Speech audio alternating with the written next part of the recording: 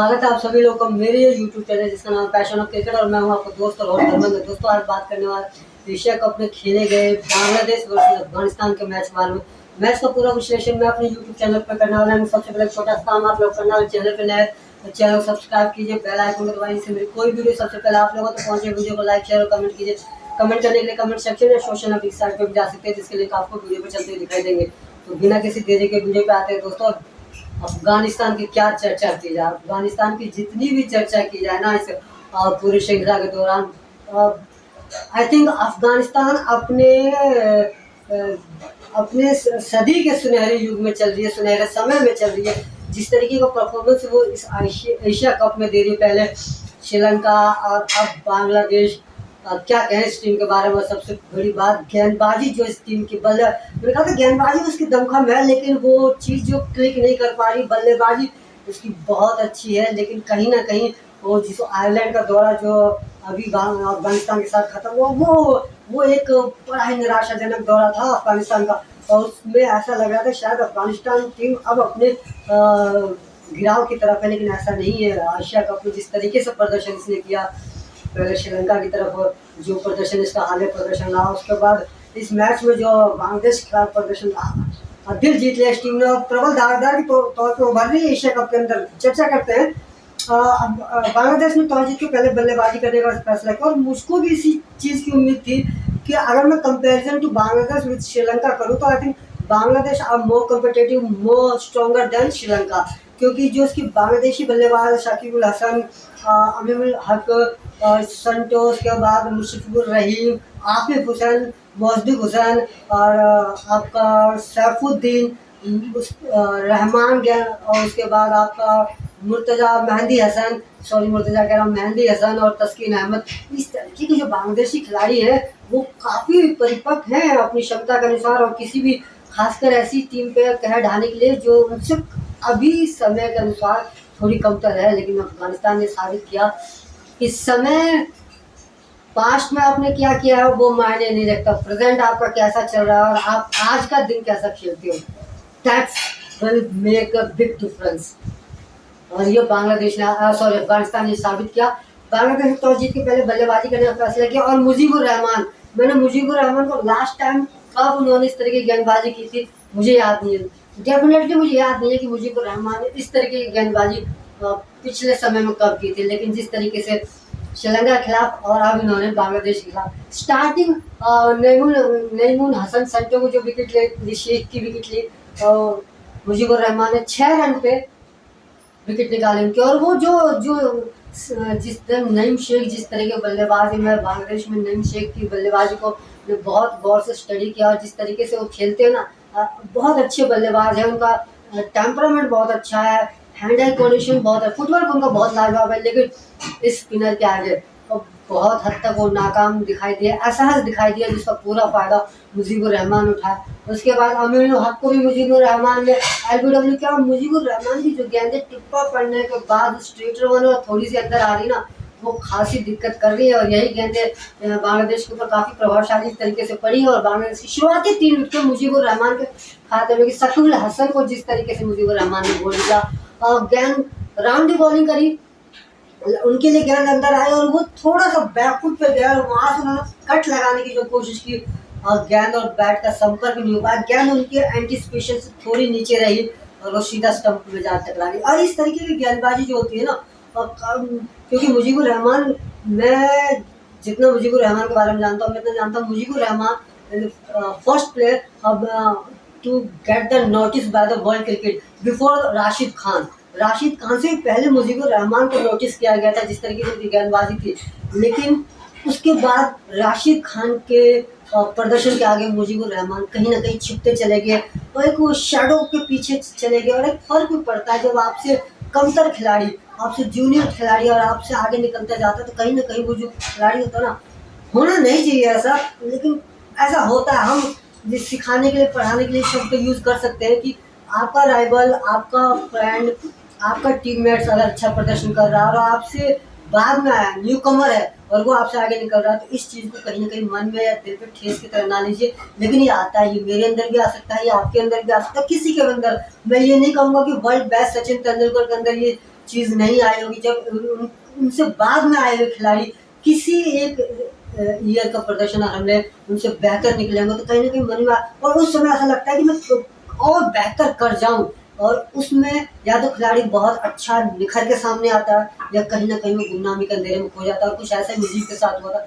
गुमनामी के अंधेरे में खो चुके थे वो, लेकिन जिस तरीके से मैच में गेंदबाजी की और पिछले मैच में गेंदबाजी की, धीरे धीरे पटरी पर उनकी गाड़ी लौट रही है, और देख कर बड़ा अच्छा लग रहा है। क्योंकि अफगानिस्तान की टीम में इस समय राशिद, मुजीब, नईम ने जो गेंदबाजी का कोटा संभाला, उसके बाद फरीद मलिक, इमामुल हक, तो अफगानिस्तान टीम गेंदबाजी के लिहाज से इस समय इन परिस्थितियों में आई थिंक विश्व क्रिकेट की किसी भी टीम को बहुत बड़ी टक्कर दे सकती है।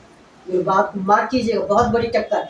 और उसके बाद से मुस्तफिजुर रहीम का राशिद खान ने एलबीडब्ल्यू किया, क्योंकि जब शुरुआती विकेट चली गई तो ऐसा लगा था रहीम को जो एक एडवांटेज मिली है और जो परिस्थितियाँ उन्हें मिली है बैटिंग के लिए, जिस पोजीशन पर आए हैं और जो समय चल रहा था, आई थिंक सूटेबल पोजीशन और सूटेबल सर्कमस्टांसेस थे मुस्तफिजुर रहीम के लिए कि वो यहाँ पर अपने बल्लेबाजी का लोहा मनवाए, पर शायद अफगानिस्तान टीम को ये मंजूर नहीं था, स्पेशली अफगानिस्तान स्पिन अटैक को ये मंजूर नहीं था।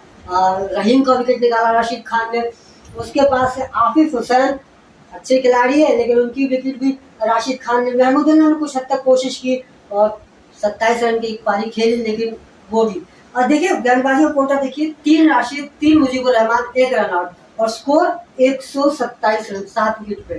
तो जो विकेटों का कोटा 2 ही खिलाड़ियों ने बांटा, लेकिन जिस तरीके से ये पूरा खेल चला, और एक चीज बताऊं, पूरे 20 ओवर खेले गए, हमें गेंदबाजी, और उसके बाद मोहसिन हुसैन को हम भूल रहे हैं शायद, और मुझसे भी गलती हो रही है। मोहसिन हुसैन ने 48 रन मारे, और उनकी रनों के बदौलत ही टीम का स्कोर 127 रन तक पहुंच पाया। तो मोहसिन हुसैन में एक टेम्परामेंट है, उसके बाद सैफुद्दीन एक बल्लेबाज है जिनमें बहुत हद तक ये पोटेंशियल है, मेहंदी हसन मिर्जा में भी ये पोटेंशियल है, लेकिन जो शुरुआती झटके दिए, 6 झटकों के बाद उभर पाना बहुत मुश्किल था। यहाँ पर बांग्लादेश टीम एक चीज कर सकती थी, जब ये सिचुएशन 2 विकेट जल्दी गई, शकीब आउट हुए और नईमुल हक आउट हुए, या शुरुआती दोनों ओपनर गए, उसके बाद मोहसिन हुसैन या सैफुद्दीन या मेहंदी हसन मिर्जा से किसी एक को प्रमोट किया जा सकता था, क्योंकि I think Mohsin Hussain good option रहते, अच्छी चॉइस रहते, और इन्हें नंबर 3rd या 4th पर प्रमोट किया जाता, क्योंकि थोड़े से अटैकिंग और थोड़ा सा मोहसिन हुसैन एक अच्छी चॉइस रहते हैं, और उनको थोड़ा सा प्रमोट किया जाता है मेहंदी हसन को। लेकिन इस चीज़ में कहीं ना कहीं बांग्लादेश ये सिचुएशन क्रिएट करने में थोड़ा सा चूक गया। जो गेंदबाजी रही अफगानिस्तान की, उसके ऊपर चर्चा कर लेते हैं। जिस तरीके से फारूकी ने 4 ओवर 25 रन, ये गेंदबाज रहा जो 6 रन प्रति ओवर। उसके बाद से Mujeebur Rahman 4 over 16 run 3 wicket, Naimul Haque 4 over में 31 रन 7 रन प्रति ओवर, और तकरीबन 8 रन कह सकते हैं हम उसको। और राशिद खान 4 22 3 विकेट, मोहम्मद अली 3 ओवर में 23 रन, और अमराजी 1 ओवर 7 रन। तो गेंदबाजी में राशिद खान, मोहम्मद और मुजीबुर रहमान 2 ऐसे गेंदबाज जो इकोनॉमिकल भी रहे। इकोनॉमिकल तो बाकी T20 के हिसाब से देखा जाए तो सारे गेंदबाज 6 से 7 रन प्रति ओवर के हिसाब से रन दिए हैं, तो इकोनॉमिकल तो है ही। लेकिन जो शुरुआती झटके पहले दूसरे ओवर से जो लगने लगे ना, फिर उससे वो रन रेट का भी फर्क नहीं पड़ पाया, और ना ही जो बाकी गेंदबाज जो विकेट लेस रहे, जिनकी गेंदबाजी में भी थोड़ी मतलब ये कह सकते हैं कि उतने खासा प्रभावशाली नहीं रहे, तो जरूरत ही नहीं पड़ी। एक होता है जरूरत पड़ना, और जरूरत ही नहीं पड़ी। जिस तरीके की गेंदबाजी राशिद खान ने की, जिस तरीके की गेंदबाजी आप मुजीबुर रहमान ने करी, वो बहुत ज़्यादा सूटेबल थी। बाकी गेंदबाजों को सिर्फ ये काम करना था, स्पोर्ट्स के लिए 6 गेंद अपनी डिलीवर करनी थी, उनको किसी तरीके से 20 उनके साथ साथ चलना था। तो ये एक इस तरीके का जो एक पूरा खाका तैयार किया अफगानिस्तान टीम ने, दैट वाज फिनोमिनल, वो देखने लायक था। और बांग्लादेशी खिलाड़ी के चेहरे भी देखने लायक थे कि उन्हें ये विश्वास नहीं हो रहा था कि हम अफगानिस्तान जैसी, घंटी तो बजा दी थी अफगानिस्तान ने श्रीलंका को हरा दिया, लेकिन उन्हें ये था कि अफगानिस्तान जैसी टीम से हम, क्योंकि हम बेहतर हैं, हमारे पास शाकिबुल हसन है, हमारे पास मुशफिकुर रहीम है, हाँ हमारे पास जो मोहसिन हुसैन है, आफिफ हुसैन है, दे आर द बेस्ट। और वो गलती कहीं ना कहीं बांग्लादेश को लीड हुई। 127 रन का पीछा करते समय जब अफगानिस्तान की टीम ने बल्लेबाजी में अपने हाथ दिखाया, तो उस समय जो एक पूरा बैटिंग लाइनअप हुई, वो एक हजतुल्लाह जजाई 23 रन 26 गेंदों में, और जो उनका स्वाभाविक खेल है कि वो शुरू से ही गेंदबाजों को आड़े हाथे लेते हैं। गुरबाज थोड़े अनलकी रहे कि 11 रन पे गुरबाज जजाई से बेहतर प्लेयर है, लेकिन थोड़ा अनलकी रहे कि 11 के व्यक्तिगत स्कोर पे उनका विकेट चला गया। उसके बाद से जदरान और मैं इस खिलाड़ी की बहुत ज़्यादा तारीफ करूँगा। इस खिलाड़ी में वो पोटेंशियल है। मैंने इस खिलाड़ी का वो आपका आयरलैंड के खिलाफ शुरुआती 2 मैचेस देखे थे। शुरुआती 2 मैचेस में ये खिलाड़ी तकरीबन ओपन कर रहा था और जिस तरीके की पार्टनरशिप इस खिलाड़ी ने की थी, उसके बाद से ज़ज़ाई की टीम में आने के बाद ये नंबर 4 और 5 डाउन हो गए, उसके बाद से गायब से हो गए। लेकिन यहाँ इन्हें मौका मिला और जिस तरीके से 42 रन और नजीबुल्लाह ज़ारदान, और Najibullah Zadran I think he is one of the best, I think, and only the best player about the batting concern in Afghanistan। जिस तरीके का बल्लेबाज है ना, किसी भी पोजीशन में खेलने के लिए ये तैयार रहता है।